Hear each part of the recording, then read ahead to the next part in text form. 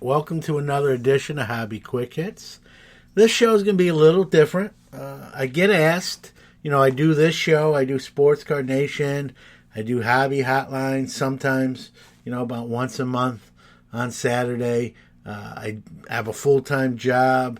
I have Newman Sports Cards, which the last 2 years have been outstanding, incredible.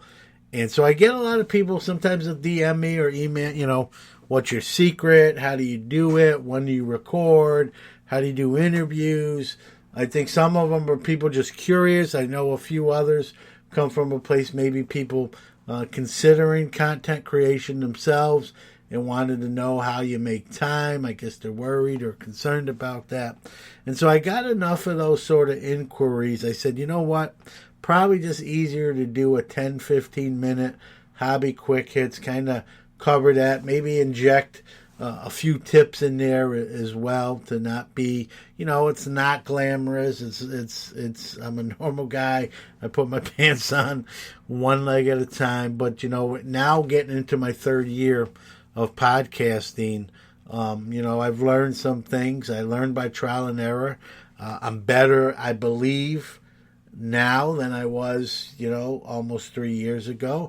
Not only just in content creation, but even in the business aspect of the hobby. I like to think at least the numbers bode that with downloads and sales. So if for nothing else, at least in those categories, maybe it's not me and it's just the nature of the beast and the error that we're in the hobby, and that might be the case, and I'm okay with that. I don't need any sort of credit. I don't need to trump myself up, but I want to kind of use this show kind of to give you sort of how my day and week goes. I'll try to keep it as brief as possible and as short-winded as I can, with being as detailed as I can, and again inject some tips in there that maybe you can utilize, whether you're a content creator or even if you're not a content creator. So, Hobby Quick Hits, this show comes out now on Mondays. Sports Card Nation comes out on Fridays. And so my day, almost every day of the work week, starts at 4:30 a.m. That's when I wake up. Take my dog Kane. He wakes up with me. He's sleeps with me and my wife, and I'm the first one up at my house. And first thing I do is go to the restroom myself, then take him outside so he can go to the restroom as well. And then I will bring him back upstairs and put him back in the room with my wife, kind of close the door, take my shower, and then get ready for work and all that stuff. Make my coffee, gotta have my coffee, and I report to work at 6 a.m. And I teach a class with in the transportation field with new drivers and old drivers coming back to employment.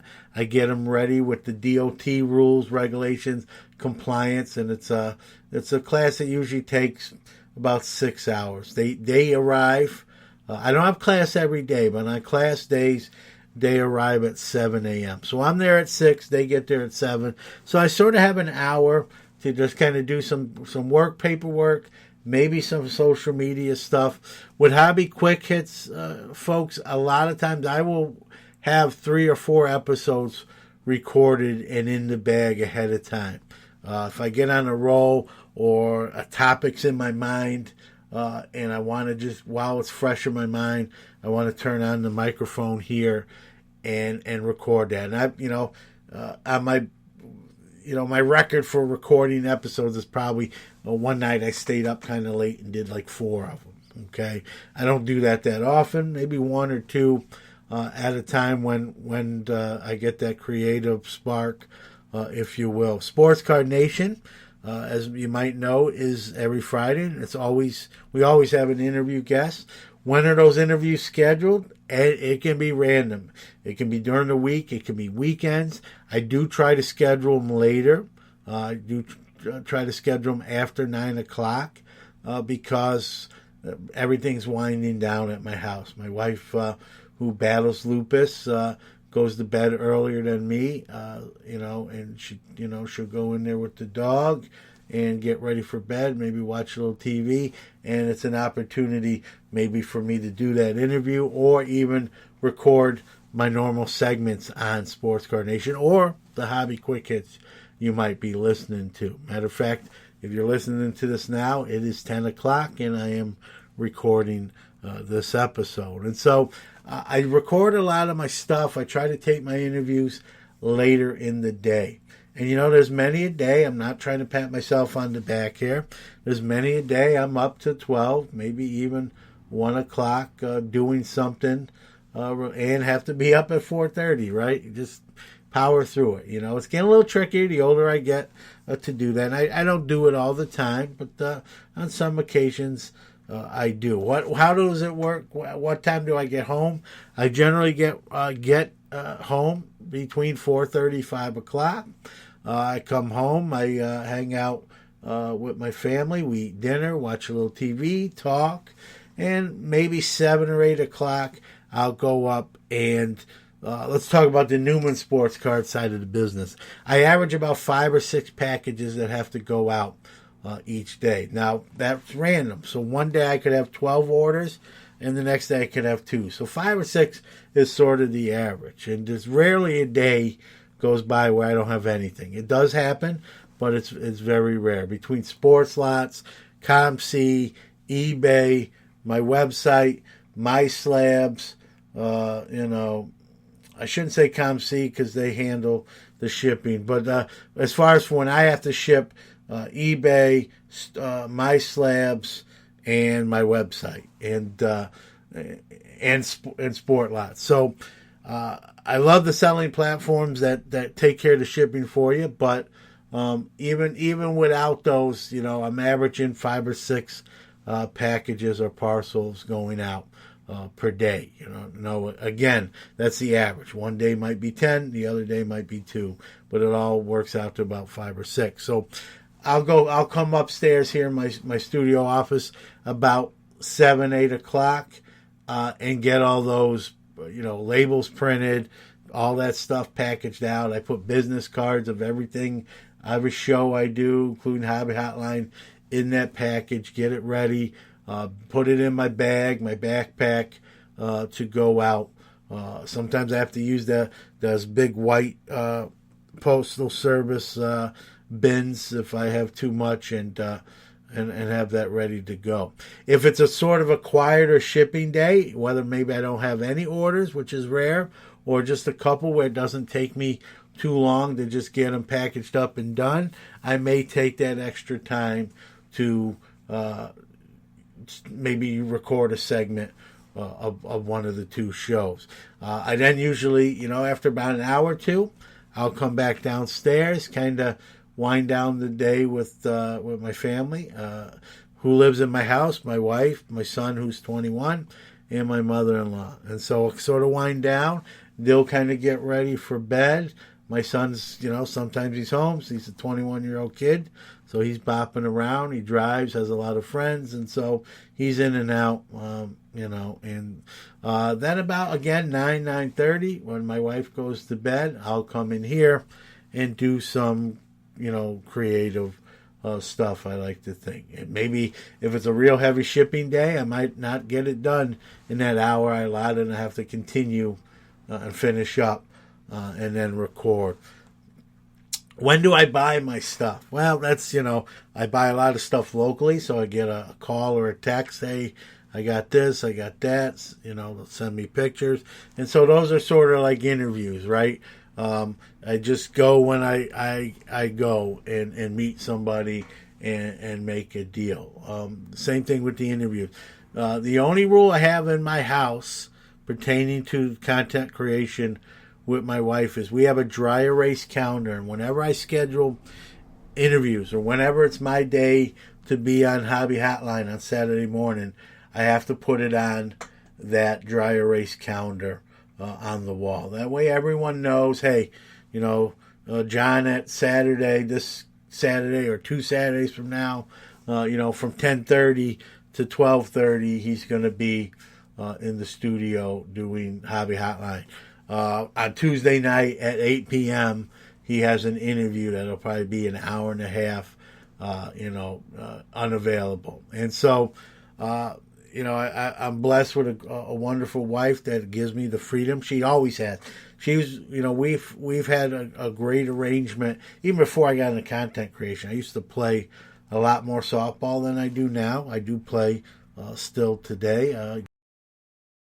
Getting towards the end of my softball career, at least on with the younger guys level. There's a senior league I'll probably eventually go to. But basically the rule in our house with me and my wife is, as long as it doesn't screw up any existing plans, then that's fine, both ways. And just communicate when you're doing what, so we both know and we're both aware. And so if I got anything, hobby hotline, an interview scheduled, it goes on that dry erase calendar. How do I save some time in other places? Well, I'm not a message board guy, so I don't go on Blowout. I know a lot of people love it. I believe a lot of that information I can mine without spending the 2 or 3 hours there, right? Someone's going to come out and talk about it. There's going to be a Facebook post, which I read those and some Facebook boards. But I stay off the message boards. I've sort of cut down some of my social media time on like Twitter. I'll scroll, a little bit here and there, read what some people I follow intently, what they have to say. And try to be interactive as much as I can. But I've really kind of sort of cut down on a lot of that time, And so someone asked me, you buy stuff on eBay or you buy stuff from platforms. When do you do that? And this is sort of a funny story, or not a story, just a funny thing is I usually do a lot of my shopping, if you will, online when I wind down and go to bed. So my phone is also my alarm clock. I don't have an alarm clock. My phone just goes off at 4:30 and wakes me up to get ready to go to work. And so I take that phone to bed with me, probably like a lot of you do out there. And I do a lot of my eBaying and stuff on my phone. I always joke around sometimes, like I always get nervous. There's times I'll fall asleep in the middle of looking at eBay and whatnot, and that phone's in under the blankets or under me to be 100% transparent. I always have this big fear, like I'm going to buy it now on eBay by accident. I'm going to roll over on the phone or touch it or drop it. It's going to, I always wake up and check, make sure. I've never done it yet, knock on glass here. But I have big fears. I'm always going to buy something in my sleep, if you will. How's that for trying to cancel the buy, right? We all laugh at those, eBay cancellation messages. My son purchased it, without me knowing. I thought it was something else. Mine would be, hey man, sorry. I sleeped bought the item when I didn't really want it. So always a fear, but haven't done it yet. And so I do a lot of that stuff, and then until I crash out and fall asleep. And so I just try to be economical with my time. Going back to the Newman sports cards side of things, I tend to buy. How do I want to word this? I want to be careful because I don't want to offend anyone. I'm not so much looking for quantity. I've done this 30, 40 years. I've had quantity. It's cool. I'm looking more for sort of the meat and potatoes of it. I'd rather buy 2 shoe boxes than 2 monster boxes where 10% of that monster box is marketable. And I know people are going to argue everything is marketable. I want stuff I can list more off of sports lots, if you get kind of my gist. So star cards, rookies, graded cards. And so I like to buy when someone's getting out, let's say, or collections, or they're just moving the part of their collection. I like those couple shoe boxes. I like those drugstore closeouts where it's 40 boxes of old wax and that sort of thing. I've bought those deals in the last a few years where it's just easier to go through. I don't have to look through 10,000 cards. I've got to look through 1,000 cards, right? Get them listed, be done with it. When they sell, package them up. We already talked about that aspect. And so I've just really kind of streamlined my time, even with some of my posts. Not all my posts. I don't want to make it sound like I'm a ghostwriter, but some of the posts that I post on social media, I auto schedule them. So, I talk about when I'm winding down and I'm in bed with my phone, I will actually schedule automatic posts for the next day using like Hootsuite or Buffer. And, might be, hey, coming Friday on the show is so-and-so. That might be a scheduled post, or, even card of the day, or, hey, I just bought these, check these out. I love them. This is, things like that. Not all of them, but sometimes a good percentage of them are sort of auto scheduled. So it looks, sometimes someone who follows the show, Twitter or Instagram, says, man, he's posting a lot. Does he work? A lot of those are sort of auto scheduled. So it looks like I'm literally on my phone posting them, but a lot of times I had them already like in the shoot the night before, and those automators sort of, fire them out there when I put the time in to do it. So I try to be economical with my time. I don't want to be immersed in this too much. I want to, I love my hot tub. I love going out on my deck, smoking a cigar. I have a drone, a nice drone that I like to take up, to 1,000 feet, 2,000 feet, film the city I live in, the lake, and all that stuff. I have a lot of different things outside the hobby I like to do. I play softball. So I need to make time for all that. I'm fortunate, I guess, as much as I miss my son being, 12 years old, 10 years old, in Little League and Pop Warner and coaching him. One of the things now with him being an adult at 21 and kind of working and coming and going, like a young man and driving, while I miss him being that little boy, it also allows me some of the freedoms to do the things I do as well. So went a little bit longer than I initially anticipated. I hope you took something from that. Maybe a tip would, be careful on message boards. Be careful on social media. You start scrolling and 1 hour it becomes 3 hours. And you're like, where did the time go? I gotta go to bed now. And it really wasn't really very productive. And I'm not saying I've never done that. I've learned the hard way what not to do, and I've kind of cleaned my act up, so to speak, if you will. So some insight. If you have any further questions, I get these questions: how do you do it? What do you do? How do you tape? When you tape? If you have any stuff like that, that's you're wondering. I'm a pretty transparent guy.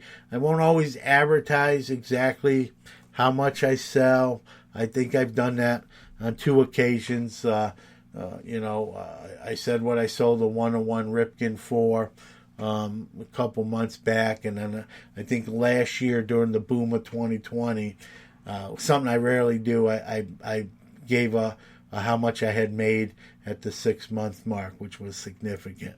I think I was just so shocked myself that I just threw it out there. I typically do not give financials out too much for obvious reasons, right? Like I tell my son, don't brag. Don't tell your friends what's here. Don't tell you, what kind of inventory. Even though you're friends, they tell someone else. The wrong person hears that, and we got problems here that I don't want. Not that I can't handle business, but let's not have to handle business. So, just some things, just sort of a day a week in how we do things here. If you have any other questions, I'm very, like I said, very transparent. Would love to help you out, answer them, give you some pointers. Might work for you. That's the other thing in closing. Might work for me and for you. not your thing, right? That's, it is what it is. But what I said today sort of works for me. It's my MO, and you might take something from it, you might not. So with that being said, I hope you're doing well out there, and we'll see you Friday on Sports Card Nation, or we'll see you again on Hobby Quick Hits here next Monday. Thanks for listening. Take care. We'll see you later.